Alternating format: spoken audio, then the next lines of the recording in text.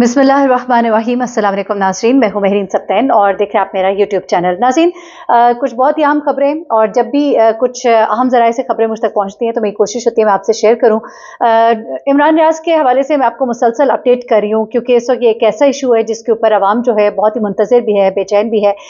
इमरान रियाज के अलावा और भी बहुत से लोग हैं जो कि इस वक्त नज़रबंद हैं, जिनके घर वाले परेशान हैं।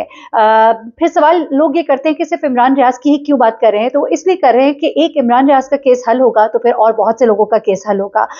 बहुत सी खवातीन हैं खासतौर पे जो अभी तक पुलिस की कस्टडी में है, उनको रिहा होना चाहिए।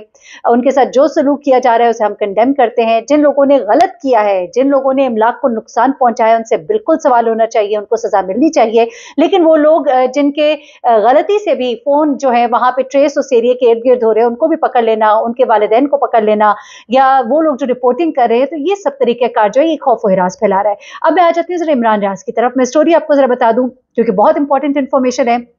मियां इशफाक जो कि इमरान रियाज के वकील है, जैसे कि मैंने गुज़िश्ता वीडियो में आपको बताया था कि उन्होंने कहा है कि मेरे पास बहुत से सबूत है, बहुत सी चीजें हैं, 1.5 साल से जो कुछ होता रहा सब हमारे पास मौजूद है। और उनके कहने का मतलब यह था कि एक एक करके वो सब कुछ दिखाया जाएगा। अच्छा, अब मैं आपको बता रही हूँ कि कल जो एक सीसीटीवी फुटेज शेयर की गई थी इमरान रियाज के घर से, जिसमें दिखाया गया था कि कुछ लोग जो है घर के अंदर दाखिल होते हैं। ये लोग जो है पंजाब पुलिस के लोग बताए जाते हैं। इनमें एक टोपी वाला शख्स था जिसके बारे में सवाल किया गया कि ये शख्स कौन है जो हर जगह फुटेजेस में नजर आता है। इमरान रियाज के घर भी नजर आया। उसके बाद यही उन लोगों में से एक था जो उस वक्त इमरान रियाज को जब जेल से बाहर लाया जाता है, वहां से ले जाने वाले लोगों में भी ये शख्स वहां पे इर्द गिर्द दिखाई देता है। वही कपड़े, वही टोपी, वही चाल ढाल। तो इसका मतलब यह है कि ये पंजाब पुलिस के ही लोग हैं। चले, ये इस चीज को भी अगर एक तरफ रखते हैं, इन लोगों ने क्या किया, इमरान रियाज के घर जाकर बहुत ही खौफ व हिरास क्रिएट करने की कोशिश की। इनकी जो बच्चे हैं, बच्चों के लैपटॉप, मोबाइल जो है वो छीने गए, फेंके गए, किताबें फाड़ी गई। ये इत्तलात है मुझ तक जो पहुंची है। उसके बाद इनकी वाइफ ने जब इनको रोका और कहा कि मेरे शौहर इधर नहीं है, आप इस तरह से मत करें, मत चीजों को यूं करें, तो इन्होंने आगे से कहा कि क्या इसने अपने बच्चों के सर पे नहीं रहना। कहती है कि इस कदर खौफनाक इस शख्स का लहजा और जुमले थे कि मैं इस जुमले को, लहजे को कभी भूल नहीं सकती। मैं इस शख्स को कभी ऐसा नहीं हो सकता कि ना पहचानूं।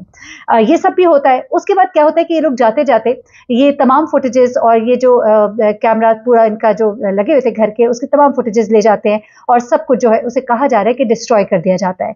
लेकिन एक और जगह भी ये तमाम फुटेजेस जो है वो सेव हो रही थी जिसके बारे में ये नहीं जानते थे। और फिर ये फुटेजेस जो है जो वकील है अजहर सदीक, उन्होंने फिर मीडिया के साथ शेयर की, जिसमें देखा गया कि ये वही शख्स है जिसकी वीडियो यहाँ भी और वहां भी दिखाई देती है। ये सब कुछ हो जाता है। उसके बाद आगे क्या होता है?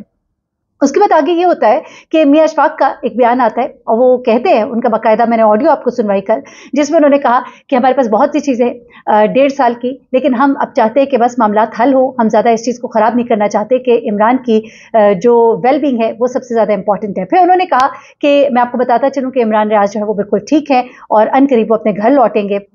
ये सब बातें जब हो रही थी, इसी दौरान में अब कुछ और डेवलपमेंट्स हुई हैं। वो डेवलपमेंट्स जो है वो मैं आपके साथ शेयर कर लेती हूँ, लेकिन उससे पहले मैं आपको ये बताऊं कि मियां इशफाक जो है वो रवाना हो गए हैं। कल जो है अदालत में होपफुली वो पेश भी होंगे और कुछ चीज़ें वो लेकर आ रहे हैं। वो चीज़ें जो है जो मुझे इत्तलात मिली हैं वो इस बुनियाद पर लेकर आ रहे हैं। वो कुछ सबूत हैं, कुछ ऐसे ऑडियोज़ है, शायद कुछ वीडियोज़ भी है जो कि चलाई जाएंगी अदालत में अगर उनकी ज़रूरत पड़ी। अगर मैं क्यों कह रही हूँ वो इसलिए क्योंकि इमरान रियाज की मेरे पास इत्तलात पहुँच रही हैं कि उनके वालिद से बात कराई गई है। जी हाँ, कुछ मुस्तनद ज़राए, कोशिश होती है, आपने देखा ही है, मैं अपनी वीडियोस में कभी भी सनसनी नहीं करती और बहुत से लोग बहुत सी खबरें दे रहे होते हैं, ऐसा हो गया वैसा हो गया, लेकिन मेरी तरफ से आप वो बात नहीं सुनते जब तक कि मुझे उसके बारे में कंफर्मेशन नहीं होती। फिर भी गलती की गुंजाइश बाकी रहती है। मेरे ज़राए, उनसे गलती हो सकती है, लेकिन मेरे ज़राए ये बता रहे हैं कि इमरान रियाज की अपने वालिद से बात कराई गई है। ये बात इसलिए नहीं कराई गई कि उन लोगों को कोई खौफ आया या उन लोगों को कोई एहसास हुआ या तरस आया कि बात जो है इतना परेशान है।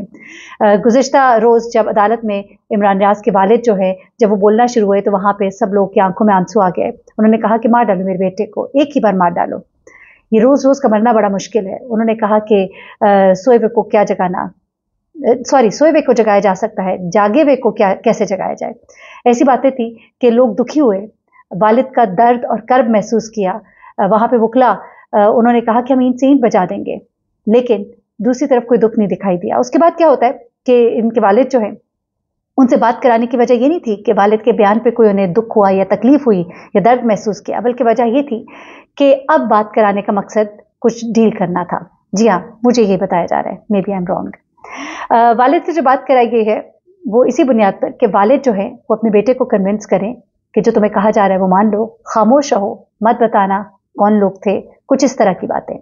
वालिद चूंकि परेशान है, अपने पोते पोतियों की वजह से भी परेशान है, वो चाहते हैं कि बेटा घर आ जाए और इस उम्मीद पर बाप से बात कराई कि अगर अपने बेटी की आपने आवाज़ सुन ली है, अब उसको देखना भी चाहते हैं, तो इसको समझा दें कि अब उस तरह नहीं बोलना जिस तरह पहले बोलते थे, अब खामोश रहना है, अदालत में भी नहीं बोलना है, तो फिर तो हम कल पेश कर देंगे, वरना फिर मामला लंबा जाएगा।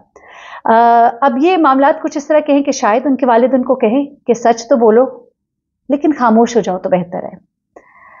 खामोश होना जो है वो झूठ बोलना नहीं होता। खामोश होना कमजोरी की अलामत तो हो सकता है, लेकिन वो झूठ बोलना नहीं होता। उसके बाद एक और चीज़ भी है, वो ये है कि चूंकि मामला इस वक्त बहुत सीरियस हो चुके हैं और आईजी साहब जो अब उनके संभाले से संभल नहीं रहे, लाहौर हाई कोर्ट के चीफ जस्टिस साहब कह चुके हैं कि जी लेकर आइए, पेश कीजिए हर हालत में 9:30 बजे। तो मामला ज़रा सख्त है और उसके बाद जो वकील साहब अब आएंगे, उनके पास जो सबूत होंगे जब वो पेश करेंगे, वो सामने रखेंगे, तो उनमें बहुत सी चीज़ें ऐसी हो सकती हैं कि कुछ लोग को मुश्किल हो सकती है। तो ये तमाम चीज़ें जो है ये सब कही जा रही है। एक और बात मैं यहाँ पे कहूँगी, कुछ लोगों ने कहा था कि इमरान रियाज जो है उनको जंजीरों में जकड़ के रखा है। कुछ लोग कह रहे थे कि आखिरी सांसें खुदा न खास्ता गिन रहे हैं, कुछ लोग कह रहे थे वेंटिलेटर पे चले गए, कुछ लोग कह रहे थे कोमे में चले गए।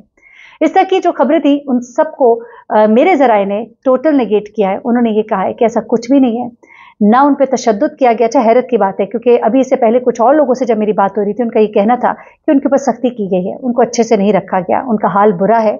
जाहिर सी बात है, कैद तो वैसे भी मुसीबत ही होती है, कैद तकलीफ ही देती है और एक जगह बंद हो जाना। लेकिन उनका ये भी कहना है कि उनको बेड़ियों में नहीं रखा गया, जंजीरों में नहीं रखा गया, ये सब कुछ झूठ है। मेहमानों की तरह एक कमरे में अच्छे से रखा गया है और बातचीत जब उनकी हुई है तो उन्होंने गालिबन ये भी बताया अपने घर वालों को कि मैं ठीक हूँ, मुझे चाय पानी खाना दिया जा रहा है। इस तरह की बातें हैं। देखिए, मैं एक बार फिर से कहूँगी कि ये बातें जो हैं ज़राए बता रहे और उनको भी आगे से किसी और ज़रिए से बात पता लगी है। डायरेक्ट फैमिली ने किसी से ये बात नहीं की है। अगर किसी से भी की है तो जाहिर सी बात है तभी कोई बात बाहर आई है, या जो भी है, जिस तरह भी है।